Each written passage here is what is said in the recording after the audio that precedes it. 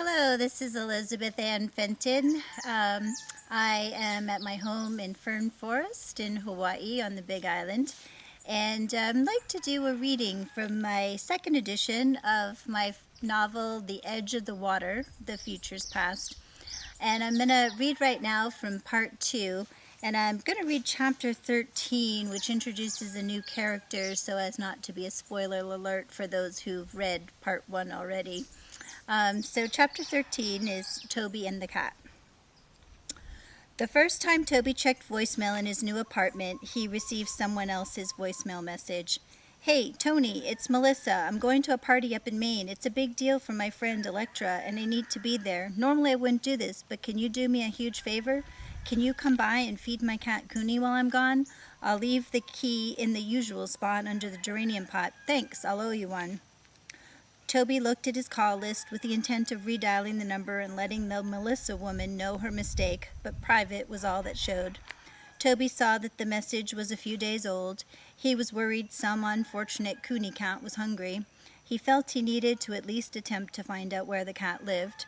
Toby knocked on the door that connected his apartment to the main house and then shouted out, "Mrs. Applegate," as he walked through.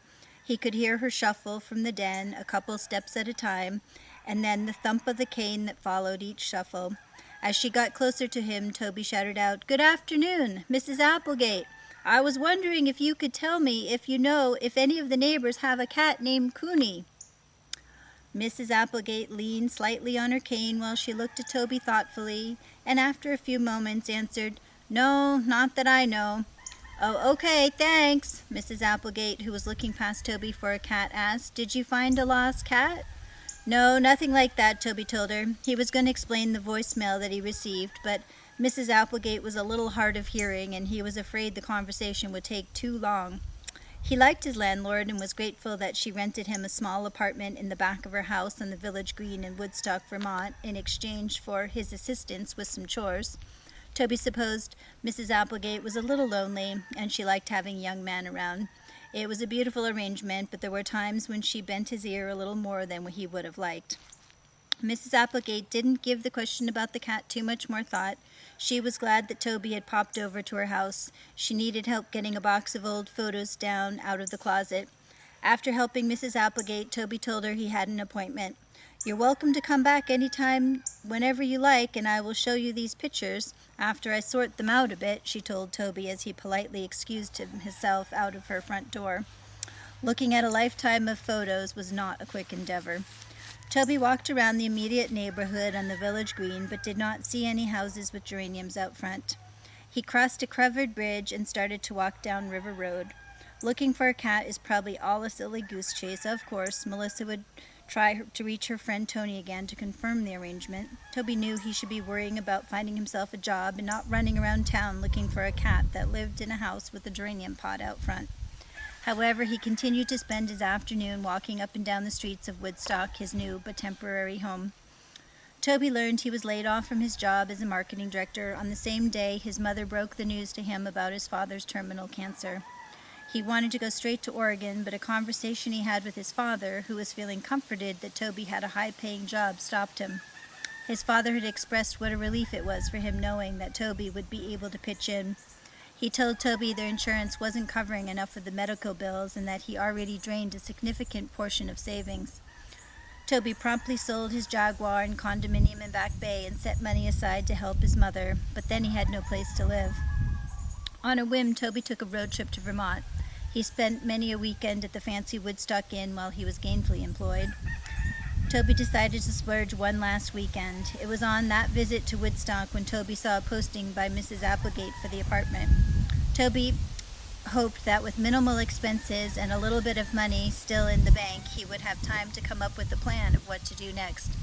He liked being out of Boston. Being laid off from his first significant job had felt like a breakup. He couldn't bear to walk around the streets of Boston knowing that life as he had known it was over. The economy had changed and companies were not hiring young guys like him as a director of marketing. He had tried to apply to lower-level jobs, but the hiring managers of those positions weren't interested in hiring someone down from a director. It seemed to Toby over the last several years he had not worked his way up the corridor ladder as he had thought, but they had worked himself out of a career altogether. Toby passed several houses before he realized he hadn't been looking for the geraniums. When he turned back to check the houses he missed, Toby saw that the second home he passed had a geranium pot on either side of the door. Toby carefully lifted both containers, but there was no key. He cupped his hands and tried to look in the windows to check and see if he could find a cat. Finding a cat named Cooney seemed so much simpler than trying to figure out how to get another high-paying job and to be with his father in Oregon. It was almost a welcome distraction. He had called home the night before and talked to his mother. His father had been napping. She tried to sound brave, but Toby knew that she was frightened and that he wanted to be more comfort to her, but it was hard. Toby didn't know how to inform his folks that he was not gainfully employed, not when it was his father's one solace. Somehow Toby felt if he could get this cat fed that he would feel better. He could be a hero for a day. Toby wanted to be a hero. He turned the corner from the house with the geraniums at the front door when he noticed there was a deck that faced the river. Toby walked around the yard and was happy to see another geranium pot on that deck. He lifted it and there was a key. As soon as Toby had opened the door, an enormous dark orange Maine Coon cat jumped down from a sofa that was beside a picture window, meowing loud complaints. Toby searched for the kitchen and found cans of cat food with an opener on the counter. There was also an almost empty bag of crunchy food that Cooney had already discovered. "I don't blame you, buddy," Toby said to the large cat, who was still complaining. "You must be hungry." Cooney rubbed against Toby's legs as he opened a can of cat food and searched the drawers for a spoon to dish it out. Toby was refilling the cat's water bowl from the refrigerator when he noticed a picture of two girls, arm in arm, smiling back at him. One of them had long, wavy hair, a striking face, and he also noticed dimples. He loved dimples. "Who is that?" Toby asked the cat, who was licking the juice from the canned food. "She is beautiful. She looks like an angel." Cooney paid no attention to Toby, who was still staring at the photo, wondering if the woman in the picture was Melissa. "Maybe it's Tony," Toby thought. "Whoever it is, I'd certainly like to meet her." Toby reasoned that Melissa had expected Tony to feed Cooney for 6 days after counting 6 cats of canned food. Several days had already passed. Toby bent down to pet Cooney. "Don't worry, buddy. It's just a few more days. I'll come by and feed you." Cooney jumped up to let Toby rub his head and cheeks. "You're a friendly guy, huh?" Toby said. He thought he should probably leave, but Cooney's insistence for attention convinced him to sit down on the sofa under the picture window and visit a little longer. Cooney jumped up on the couch as soon as Toby sat down. "Now tell me, Cooney cat, you didn't answer. Who is that girl with the dimples?" Toby asked as he continued to rub the cat's chin. "Wow, there's something about that girl. She's radiant and somehow very familiar," he thought. Toby noticed how comfortable the sofa was, and he stretched out while Cooney positioned himself on his chest. "Are we comfy?" Toby asked the cat. "I know it must have been tough on you to see all those cans of cat food and not be able to open them, but this is not a bad setup you have here.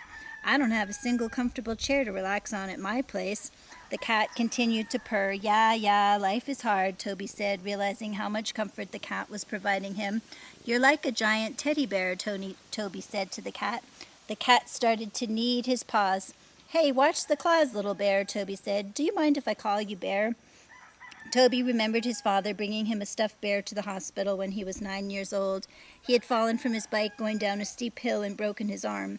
He remembered the disappointed look on his father's face when Toby told him, "I'm a bit old for teddy bears." At the time, Toby was trying to be a big boy in his father's eyes.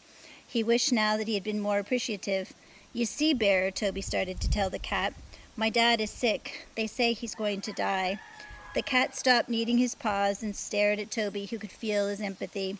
"Thank you, Bear," Toby said to the cat as he closed his eyes. "Thank you for listening. You're a good friend." Toby fell asleep, and the cat moved to his usual spot on a blanket draped across the top of the sofa. Toby returned again on Monday and repeated the previous day's exercise of feeding the cat, and then retreated to the sofa. "Well, Bear, I guess it's nap time," Toby said, scratching the cat behind his ears. "I called my mother today. She said my dad was resting, so we didn't disturb him. She wanted to know when I might be able to get out there and visit. I told her I had a pretty packed schedule."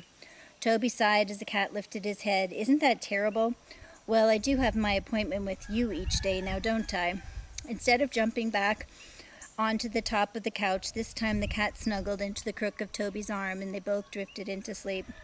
Toby woke to a scream and then bolted upright, and the cat landed by his feet on the floor. "Who are you?" a woman he noticed was one of the women from the photo on the refrigerator screamed. "I can explain," Toby said quickly, and wiping the cat hair off his shirt, he stood and put his hand out. "My name is Toby." "That's nice, but what are you doing in my house?" "You must be Melissa. I came to feed your cat," Toby answered. Cooney walked away from the sofa and was back over at the cat dish, finishing the remaining food as if to demonstrate. "What do you mean you're feeding my cat?" Melissa asked, confused. "You left the message about the cat on the wrong voicemail. You didn't notice that it was me, Toby, and not your friend Tony." "Well, that's very odd, but even if it's true, how did you know where I lived?" "In your message you mentioned the key being under the geranium pot." Toby gave a self-satisfied smile and added, "I looked for a house with a geranium pot." "Here's your key." Toby handed Melissa the key. "Is this some kind of joke?" Melissa reached in her purse and pulled out her cell phone to call Tony. Melissa closed the phone back up. "I got her voicemail. Are you free right now?" "Tony works down at the coffee shop. What do you say you and I go get a cup of coffee?" Toby wondered if Tony was the girl with the dimples and quickly answered, "Sure, I'm free." As Melissa closed the door behind them, she asked Toby, "Are you Tony's new boyfriend?" Melissa remembered that Tony had told her about some new guy. "No, but if she's the girl in the picture next to you on the refrigerator, then I'd like to meet her," Toby said with a boyish grin. Men are all alike, Melissa thought. Guys always went crazy for Electra, and that was before she joined a rock band. "Wipe that grin off your face. That's my friend Electra. What were you doing looking at pictures on my fridge?" "I was getting the cat some water." "Why would you get water for the cat from the fridge?" "It's filtered, isn't it?"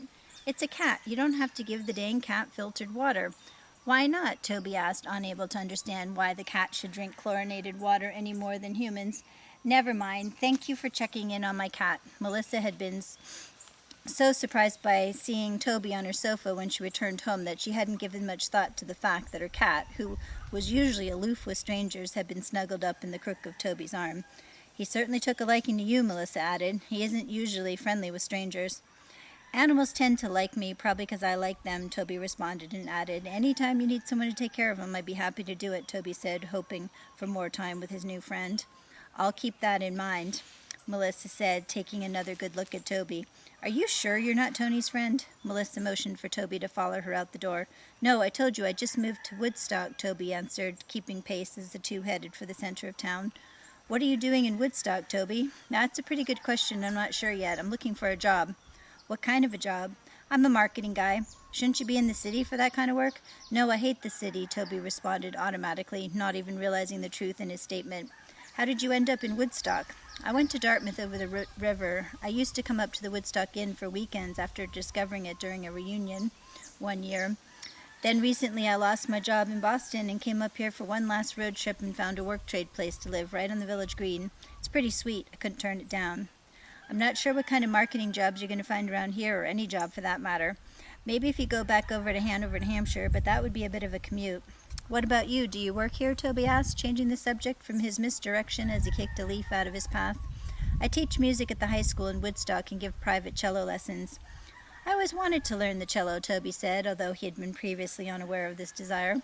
$30 an hour and I'm all yours," Melissa said with a smile. "Wait, that didn't sound right. I meant for cello lessons." The two of them got in the center of town and headed for the coffee shop on the corner. Toby noticed a help wanted sign in the window. "That's it," he thought. "I'll work in a coffee shop and take cello lessons." All right, so that's just a little bit of that chapter, and this is a new character that's in part 2, and the connection will be that Melissa is Electra's friend and had been up to the party that took place in the part 1, and so anyway, I'm gonna also read from part 1, and so if you haven't already read the first part, that'll give you a little introduction. And thanks for joining me on my reading. Aloha.